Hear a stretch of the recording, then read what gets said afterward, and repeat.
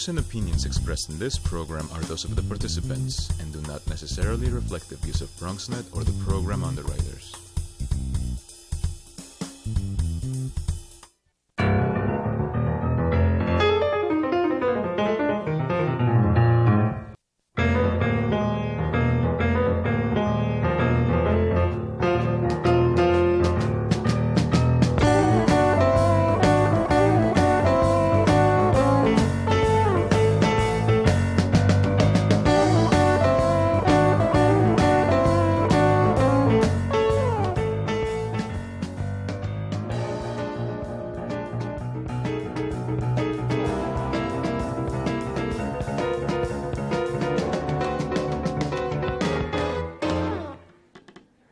Good evening and welcome to Bronx Talk. A month ago, in announcing his candidacy for president, Donald Trump made comments that were widely seen as offensive towards Mexican people. Since that time, corporations like NBC and Univision and Macy's have distanced themselves from Mr. Trump, and NASCAR and ESPN have canceled their involvement with Trump events. Here in the Bronx, as you probably know, the Trump golf links at Ferry Point Park had been opened with hopes by many in the Bronx to be part of a development boon to the borough.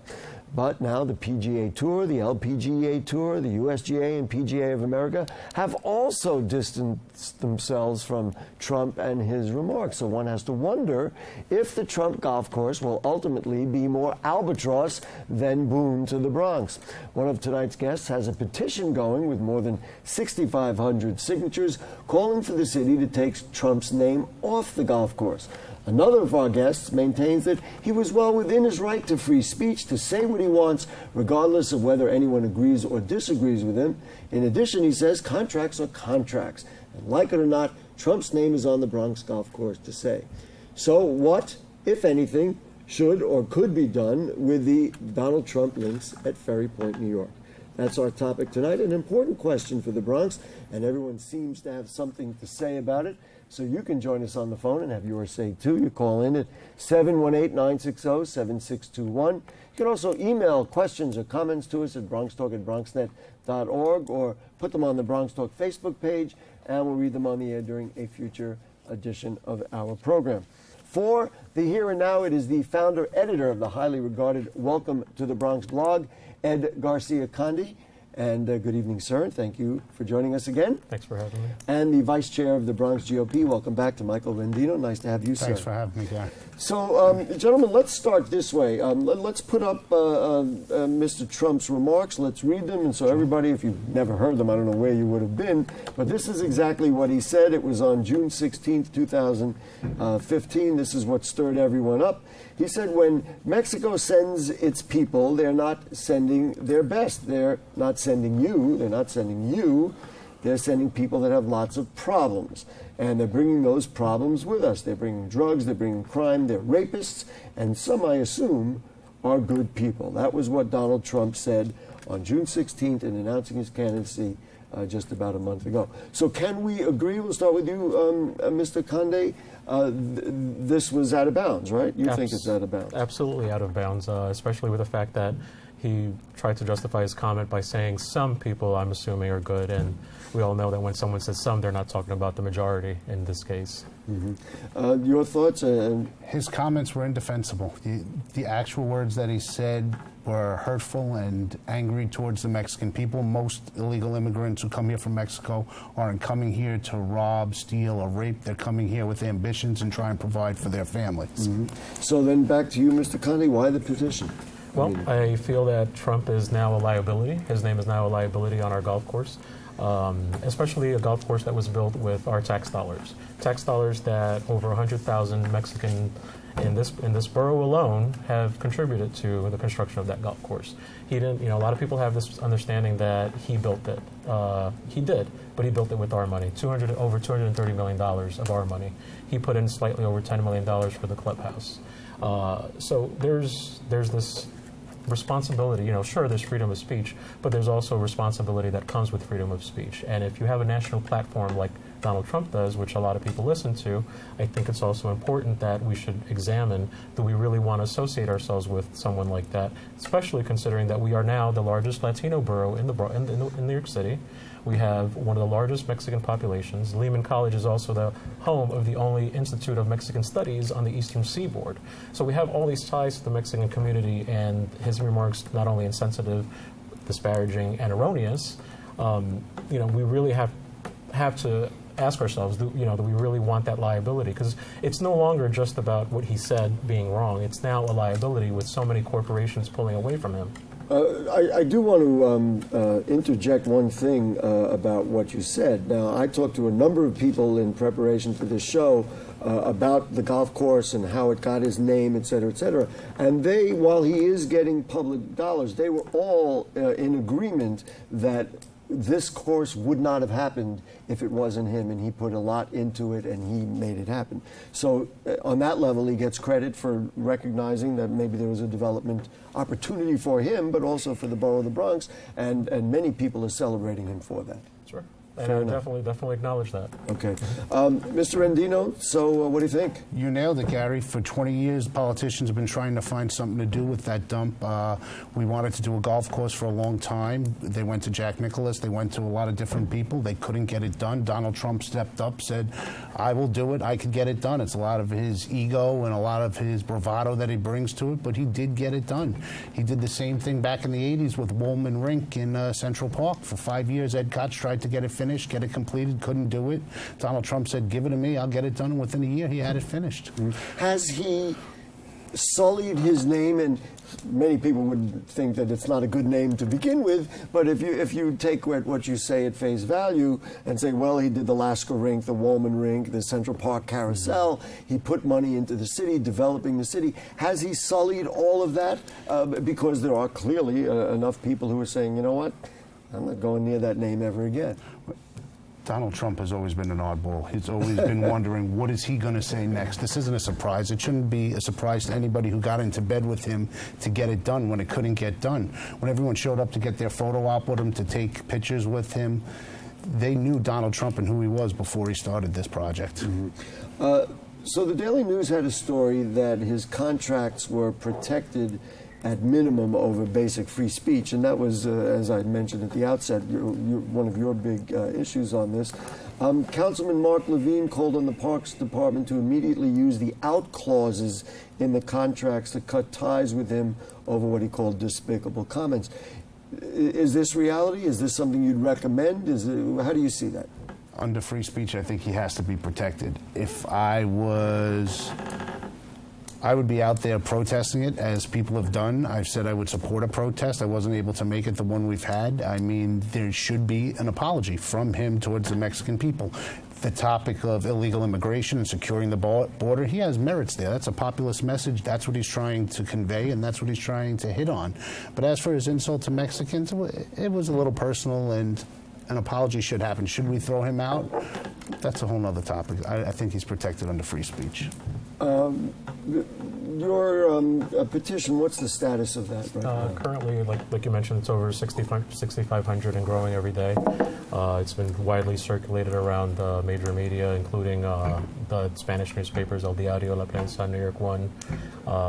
So it's gaining traction. But what's the reality? You know, again, it's and we can talk. The next line of questioning is going to be, what is going to be the effect of this? But what is the reality of a guy who's got a contract with the city? And again, others that I've talked to said, there's like nothing you can do. You can't just take his name off it. You signed away this thing.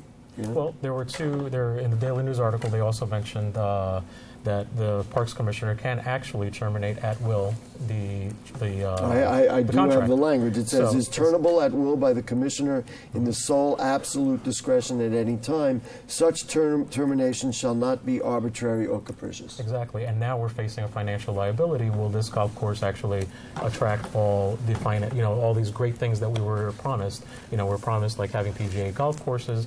We have all the major golf organizations pulling away from Trump. You have Los Angeles, where they pulled away their support from one of Trump's golf course.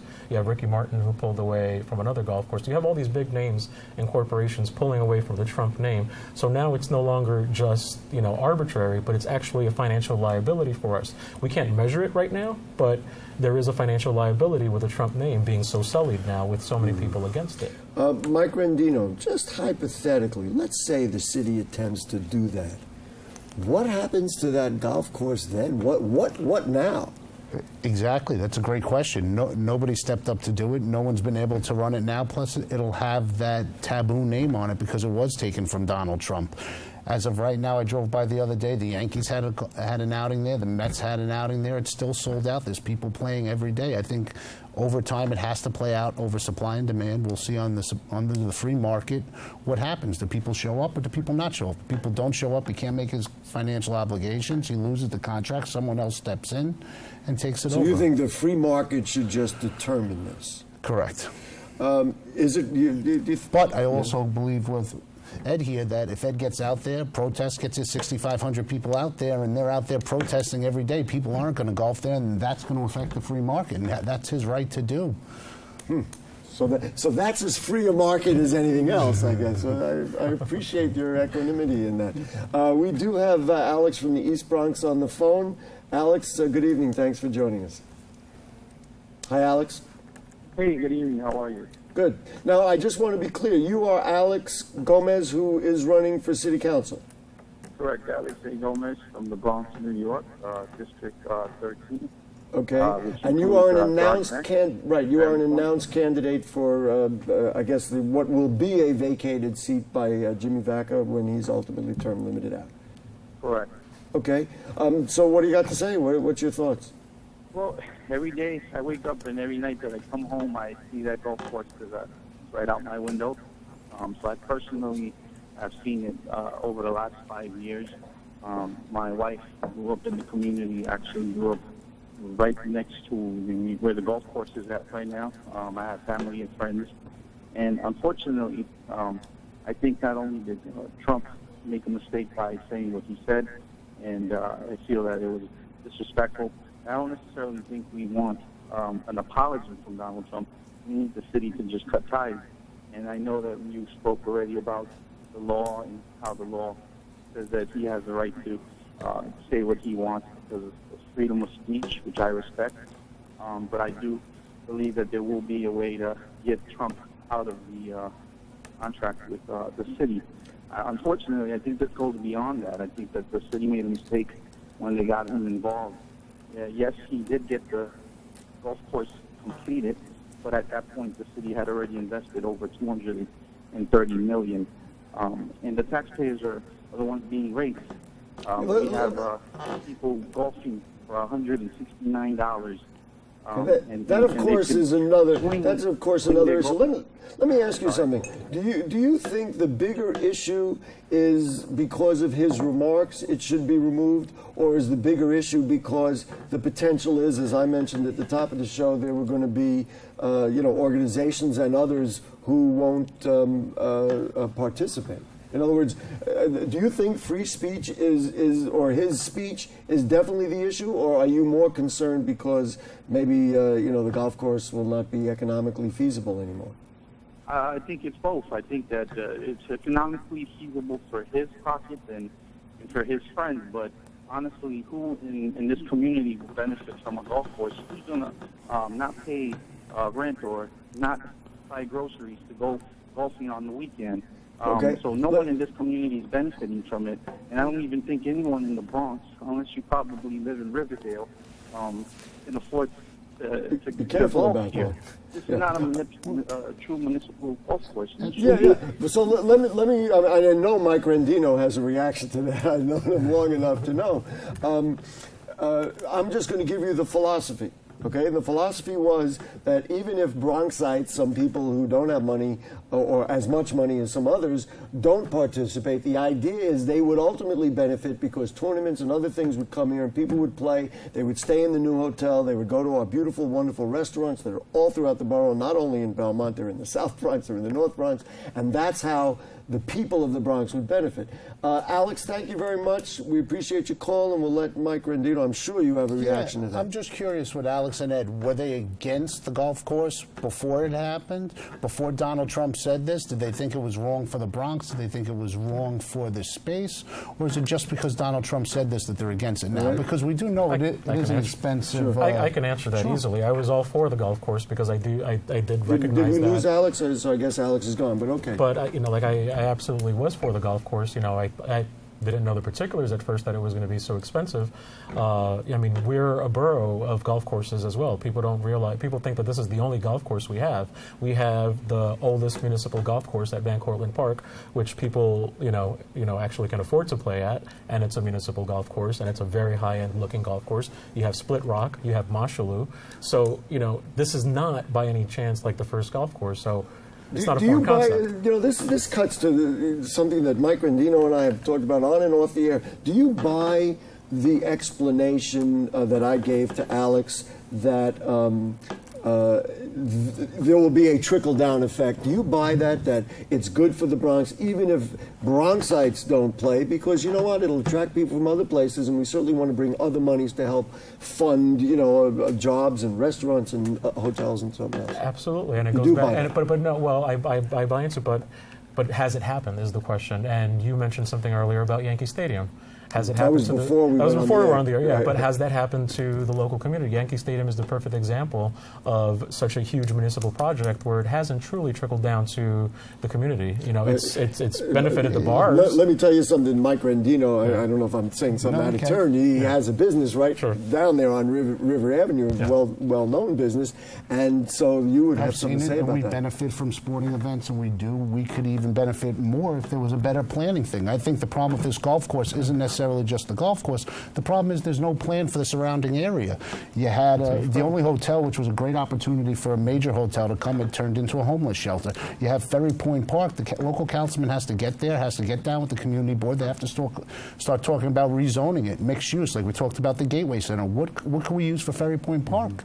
We have a ferry. So we have a ferry coming there. In addition to dealing with that golf course, that should have been done simultaneously. Absolutely. I do want to ask you a political question, Sure. because I've heard that you would be interested in running for that seat ultimately when it happens. You've been part of the GOP. Would you, so tell all, are you planning to run for that seat? I'm open to all possibilities. Right now, my only concern, I am commissioner of the Bronx Board of Elections. We have a presidential election coming up in 2016, and my only concern is getting as many Bronxites as possible registered and voting and correcting some of this abysmal turnout over What the last year. would make you want to run or not want to run? Well, I always want to run because I always want to help my community and change things and make it a better place. However, I would have to discuss that with my wife and my family, and there's a lot more than just me to make And with that Gary, decision. no, that's probably not going to happen. Another thing that, frankly, people, if you follow the Bronx Facebook pages, as we all really do, you and I went back and forth a little bit, and I'm going to ask you in public. Juan Gonzalez in the news reported, and Ed mentioned here on the show, that the city is in for $230 million of public funding, and Trump is also going to get what appears to be about $300,000 a year in water fees that he won't have to pay. Is it appropriate for a presidential candidate to be receiving public subsidies for a development project like this that ultimately will go into his pocket? And let's not forget, excuse me, I don't mean to interrupt, Right. the 5 years that he's not paying rent on the property as well. Okay. Add it to the list. Well, I don't know if it matters because he is a presidential candidate or not. I'm sure his corporations are separate from his public life, so I don't think that's an issue. Now, if you want to have a discussion about using public monies for private corporations and stuff, that's a whole other thing. Okay. Ricky Martin canceled his golf tournament. I mean, what happens if more and more people do that? He's feeling pressure right now. He's got to produce. Look, and there's no guarantee he's going to be right. Look at his casinos. He had failed casinos and failed businesses just as much as he's been successful, and he built half of the West Side Highway. And you can also add to the fact that just 2 days ago, the golf course that has his name in Puerto Rico just filed for bankruptcy. So it doesn't mean that, he actually doesn't operate it. He licensed his name to the golf course. And Puerto Rico is a golfing mecca. And if his name couldn't save this golf course, then what is that? Well, certainly now his name is not what this was it was. Just 2 days ago in Puerto Rico. The golf course just filed for bankruptcy, which actually bears, they licensed Trump's name. So what's to say that, like, how that his name is going to sell? So then back to you, Mike Rendino, as a businessman and certainly has followed this golf course all along. If in fact that happens, I mean, you were saying let the free market play out. We need another Donald Trump to save it, don't we? We need something or someone to step in and save So it. we- Absolutely. so that- it's a lot easier, though, to step in and save something once someone's already built it, though, and redefine it other than creating something that's not there altogether. And he has to get credit for that no matter what. So one of the things... Absolutely, he can get credit for that. I don't mean to interrupt you. He can get credit for that. That's fine. But what is the right thing? Is the right thing letting him continue to have his name on a golf course in the Bronx with a population that he insulted, or do we give it to someone else and still give him credit for doing it? Yes, he did the job. Again, with our money, but he did the job. Mm-hmm. So what do we do? Maybe we should ask the guy with the petition. So what happens if you win? What happens if, the city says, okay, we're taking Trump's name off that golf course? Then what do you do? I mean, if I remember correctly in your petition, you say, well, let's kind of give it back to the city. I mean, what are we doing if Trump's name is not on that golf course? Well, Trump's name is not on 3 golf courses in the Bronx, and they're doing very well. So, but those were created course. under certainly different circumstances. Exactly, but still, it shows that that the golfing industry is still pretty strong and without a Trump name. So, if we can find someone to operate it, another concessionaire that would operate it now that it's built and constructed, and someone who has a little bit more ethics to. How they speak in public about people, then I'm all for it. I should mention, you mentioned the Marshalloo golf course, although the Marshalloo driving range is not doing very well. In fact, it doesn't exist, and that's another whole show that we can talk about. Just back to the politics of it, Mr. Rendino. Lindsey Graham told CNN that his rants on immigration stem from ignorance. You certainly didn't disagree with that. But he says he's digging a hole, and if he keeps digging, we'll never win the White House. So this is a little bit separate from the question of the golf course. Will you relish seeing Donald Trump there and with all the other Republican candidates debating for the presidency? I was surprised after what happened, how quickly he jumped ahead, but that was him announcing. It's early. Name recognition goes a long way. And his message right now, it's a populist message. He's anti-politician, anti-establishment. He's saying some of the things the establishment doesn't want to say, and there's a certain amount of people out there that want to hear it.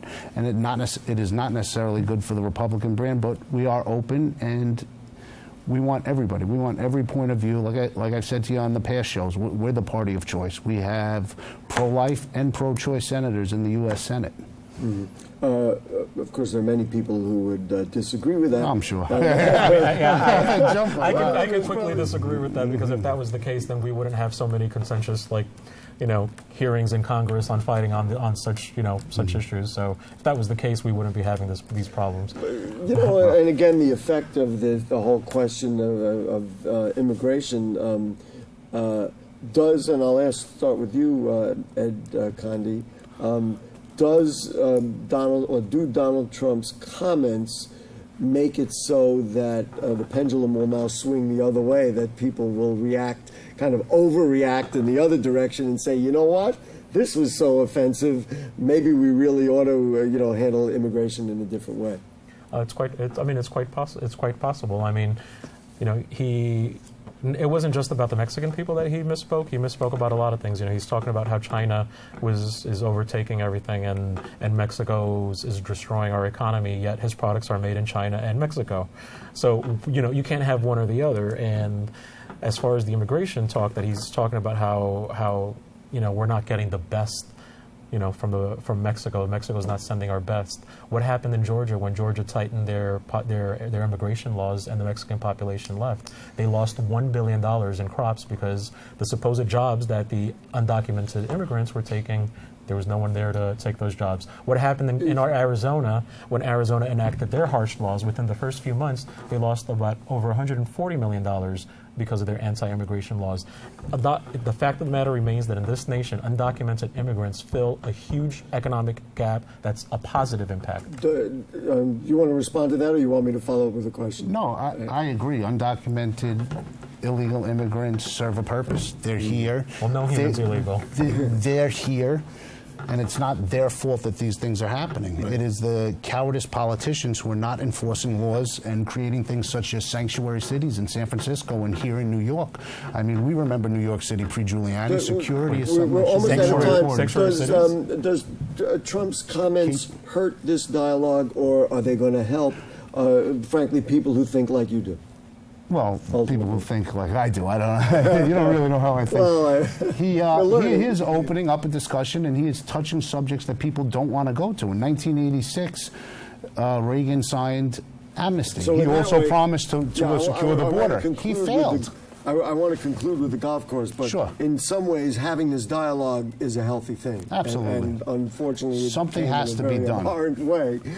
Something has to be done for the immigrant population that's here illegally. Is the lesson for the Bronx: don't make a deal with the devil? Has that not always been the lesson with Bronx politicians? Has it not been from Pedro Espada on? Well, but the borough president was there with Donald Trump hailing a development project, and now he might feel on some level, we'll ask him, but he has egg on his face. I'm sure he does. I'm sure he feels betrayed by it. Your thoughts on that? I agree with that as well. You know, I mean, here's Donald Trump, who historically has had problems with minorities. I mean, we go back to the 1970s when he was sued by the federal government because of his housing policies. Even though he didn't lose technically, they came to an agreement where they had to monitor his renting to people of color. Mm-hmm. So if we have someone with that history, why are we working with that person? Gentlemen, this was a really good show with two really good guests. Mike Rendino from the GOP, thank you so much. Thank you. Garcia Condi from Welcome to the Bronx, thank you. And the dialogue is rich and strong in the Bronx, and that's what we're all about. If you have further questions or comments on anything you heard on tonight's show or anything going on in the Bronx, then email them to us at bronxtalk@bronxnet.org or put them on our Facebook page, and we'll read them on the air during a future edition of our program. You can be sure to like Bronx Talk on Facebook. You can check out the archives at bronxnet.org. You'll find Bronx Talk on the lower right navigation bar. Now, next week, we'll have some state legislators here to be talking about the legislative session just passed, the mayor and the governor, and much more. So thanks to our producer, Dahlia, our director is Shirley, Helen and Bianca, the cast, the thousands, to you, to them. We'll see you next week. Good night.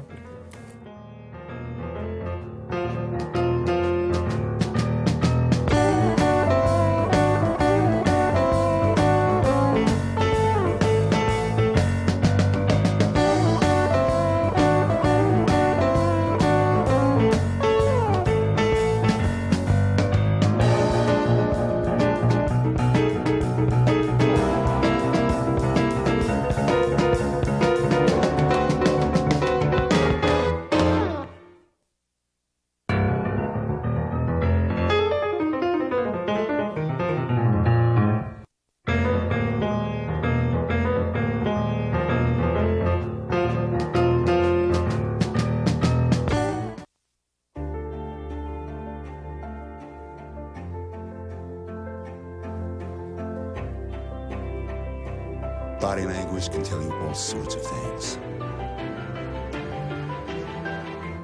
Like someone is having a stroke. Know the sudden signs. Learn fast. Face drooping, arm weakness, speech difficulty. Time to call 911 and get them to a hospital immediately. Learn the body language and spot a stroke fast.